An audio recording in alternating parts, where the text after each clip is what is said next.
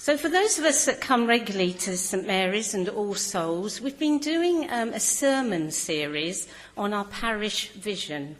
So each Sunday we've had a sermon on one aspect of our parish vision. And today, just for the next few moments, we're going to talk about reaching families. And we thought perhaps Mothering Sunday was a good day to choose to talk about reaching families. I appreciate that it's very much a family-oriented day, and possibly a lot of people that aren't here are out with their families, so that's lovely. On Tuesday evening and Thursday morning, we have a meeting, our Lent course meeting, where we come together to talk about what was said in the sermon and to discuss how as a parish we can go forward in reaching to families. So I felt it was relevant to have the story of Timothy this morning as our reading, because I hope you picked up that Timothy was nurtured in his faith within his family by his mother and in particular by his grandmother. And although today perhaps we would have liked to see more of our rainbows and brownies and guides here, we're very conscious that in the world today, families will go out and do something different from coming to church on Mothering Sunday. But centuries ago, it was considered really important for people to return to their home church or their mother church, as Carl said at the beginning, just once a year. So each year in the middle of Lent, which is where we are now in the church season, everyone would visit their mother church. That was the main church or the cathedral in the area. And inevitably, the return to mother church became an occasion for family reunions, when the children who worked away from home, and of course in those days, children left home as young as 10 years old sometimes to go into domestic service or something similar. So the children were able to return home once a year, and most historians think that it was the return to Mother Church which led to this tradition of Mothering Sunday, and that those who were domestic servants would have the whole day off to visit their home. And of course they didn't have fast cars and trains and so forth.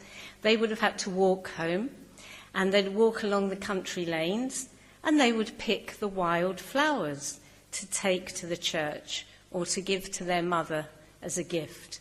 And of course these days, we know, we don't pick wild flowers out among the hedgerows, but in those days people did. So church was very often central to family life, much more than it is now. And as we want to reach out in our parish to families, we are going to be competing with so much more family activity that happens away from the church in the 21st century, and often on a Sunday, because that's the day when the family can be together.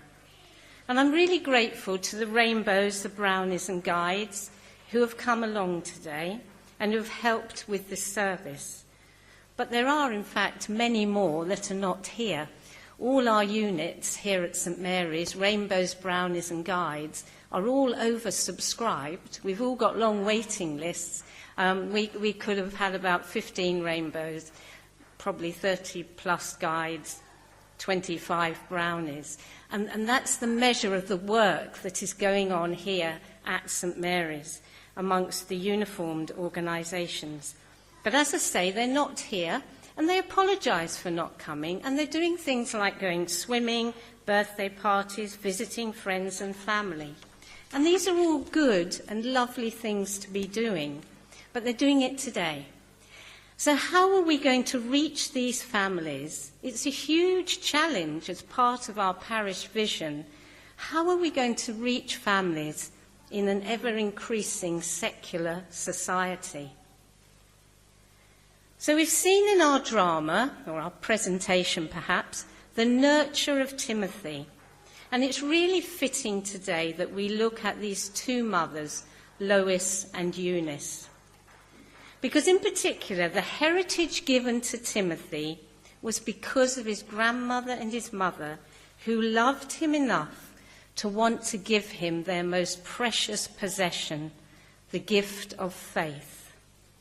And this faith, according to Paul, was first in Timothy's grandmother, then in his mother, and is now to be found in Timothy himself.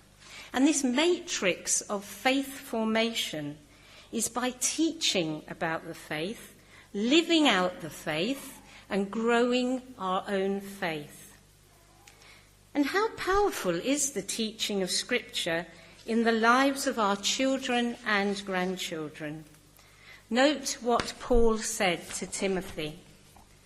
But as for you, continue in what you have learned and have firmly believed, knowing from whom you learned it, and how from childhood you have been acquainted with the sacred writings which are able to instruct you for salvation through faith in Jesus Christ.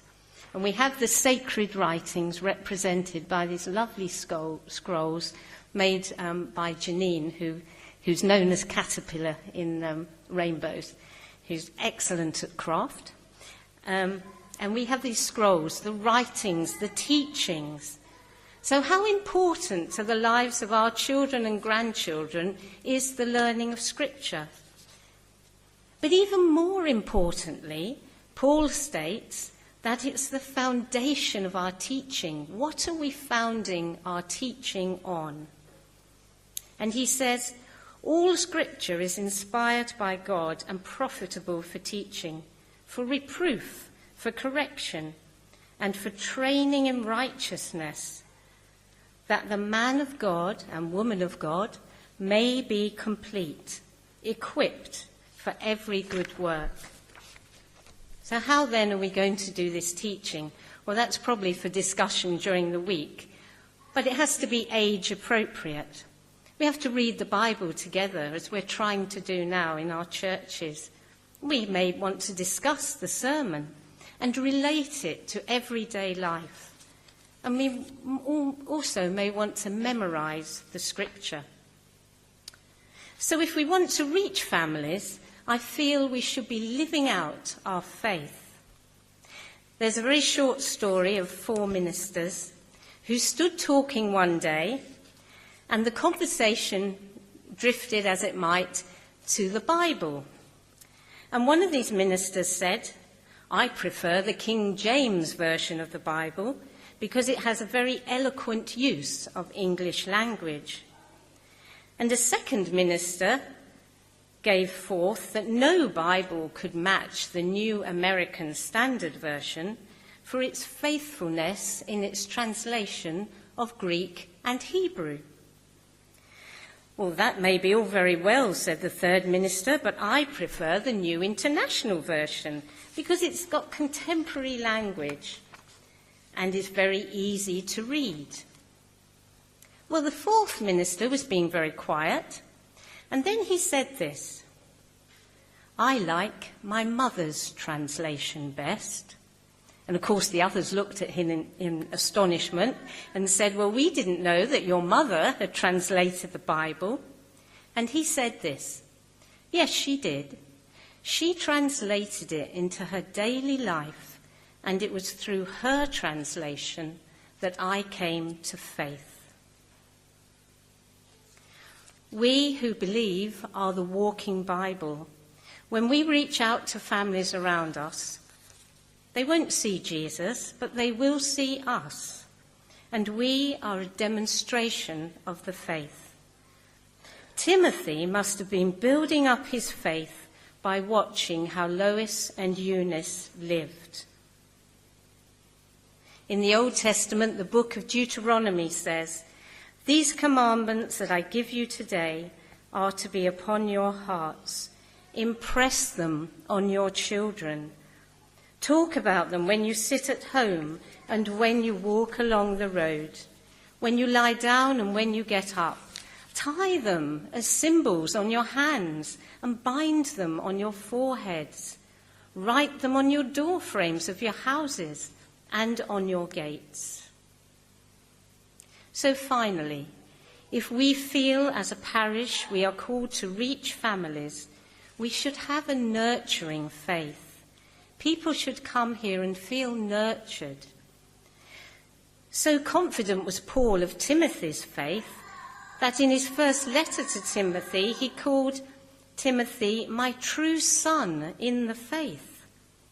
And in Paul's final letter to Timothy, written near the end of his life, he speaks without reserve, calling Timothy my beloved child. For Timothy was truly part of Paul's lineage, his wealth and his crown. So in essence, Paul said, Timothy, I know your grandmother and her faith is authentic.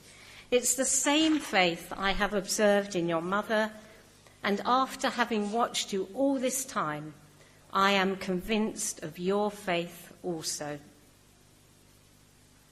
Our parish vision, reaching families, I believe, will come when we are secure in our own faith, through teaching, through learning, through Bible study, and through prayer. Timothy's sincere faith was nurtured and developed by his grandmother Lois and his mother Eunice.